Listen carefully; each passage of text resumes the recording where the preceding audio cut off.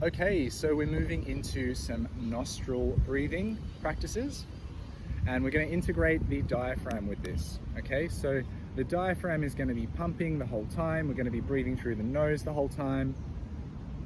We're going to give you a couple of levels to play with there, so you can breathe through both nostrils while we do these drills, or you can breathe through only one, only the other, which will be a little bit more challenging. So what we're going to do is find a seat. You could sit like this, you could sit like this, you could even sit like this. You need to be able to find a relatively upright spine, so something where you feel a neutral posture isn't super hard to maintain. And when we think of a neutral spine, we're thinking of a natural S-curve, we're not thinking of a completely straight spine. Now imagine that the base of your spine is a plant, and the pelvis, or the pelvic bowl, is the pot. Obviously, the direction we tilt our pelvis is going to dictate which direction the plant leans. So find a neutral pelvis to allow your spine to grow long and tall. Now from here, I think I'm going to readjust. I think this is probably the easiest position to explore this concept, with the legs in front a little bit bent. All we're going to do is connect with a diaphragmatic breath through the nose.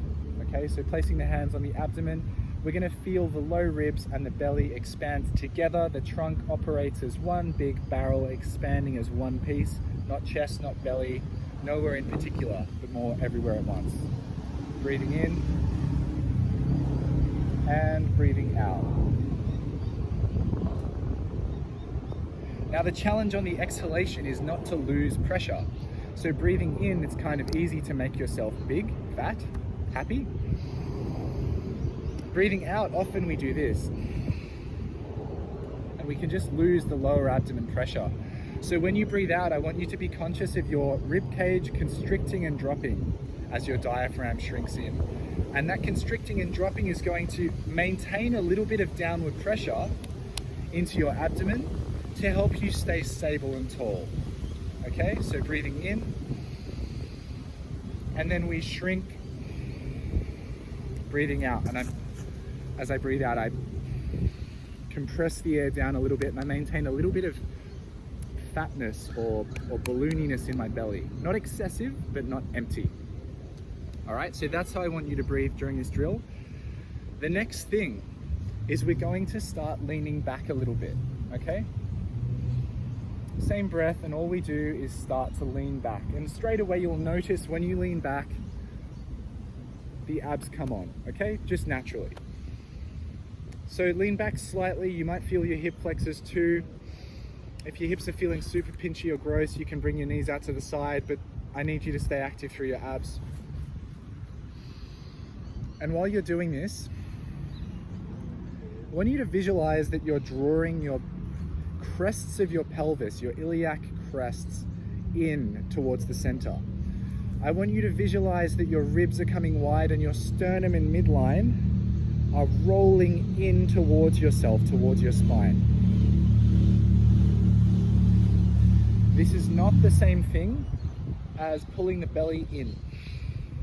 That's not what we want. We want to maintain that nice barrel, the pumping of equal pressure, but we want to keep a sense of the crests wrapping in and the lateral ribs wrapping in towards our midline.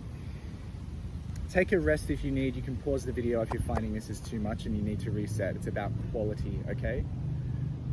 If you're good to go, let's keep going. And now what we're gonna do while we're leaning back is just explore lifting one leg. Keep this diaphragmatic breath connection. Keep the hands there if you need.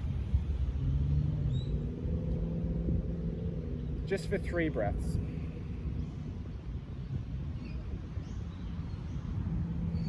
Good. And then we're going to do the same lifting the other leg.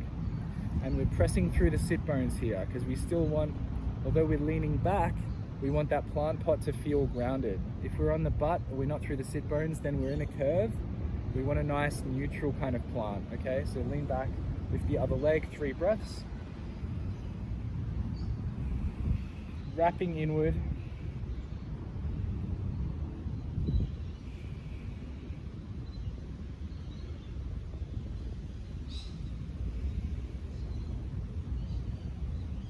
Okay, good.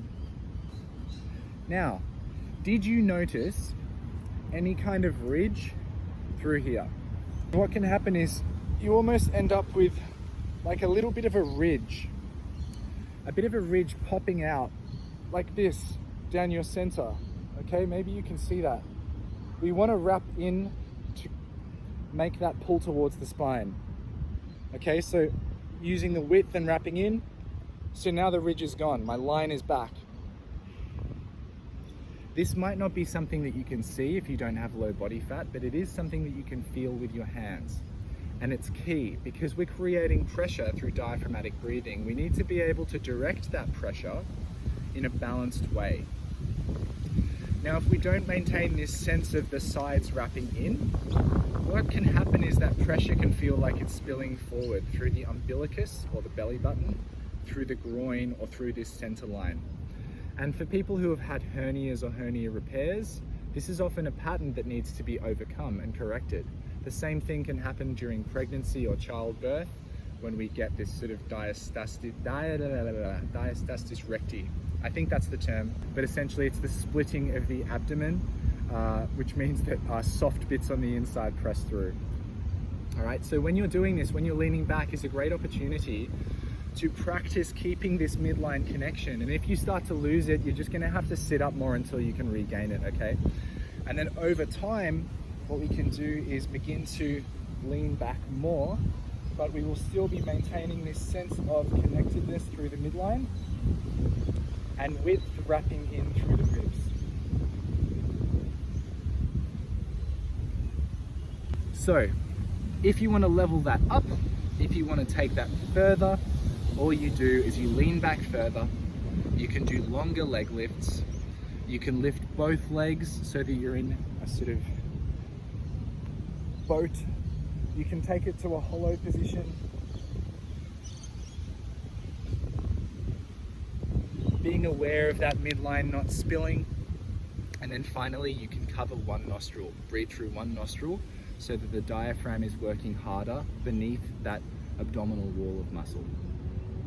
Enjoy.